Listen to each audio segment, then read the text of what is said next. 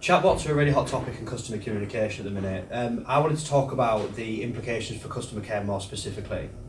Now, for something to be a chatbot, it has to have two elements. It needs to have the ability to respond to you automatically, and it needs to have an element of learning behind it, a machine learning algorithm or a deep learning algorithm, for example. What most businesses are using at the minute isn't actually chatbots, it's a different version of automation. The common practice is really to have two elements, a story building thing to take the person through a journey and a natural language understanding engine to be able to understand when that needs to trigger. So when a customer comes in and asks a question, the natural language understanding engine will say, do I understand this query? If it does, it will take them through that story. The reason for the use of bots in customer care is actually pretty straightforward. Contact frequency is on the rise, as I spoke about a couple of weeks ago, and the SLAs that customers require are starting to drop.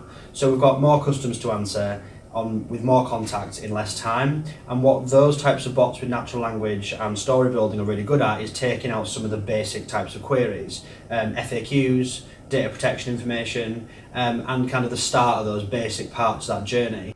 The reason that the learning piece is missing is partly because that's by design from customer care. I think that really the emotional parts of queries, we don't want to hand over to a bot yet. We don't want them to learn how to deal with emotional queries because at the minute there's just not the trust there that they can do that properly. My thoughts are in the next maybe 3 years, I think, 2 or 3 years, I think we're going to start to see a lot more of that. But for now, it's going to stay at quite a basic level with an enhanced level of automation using natural language and then that story building element.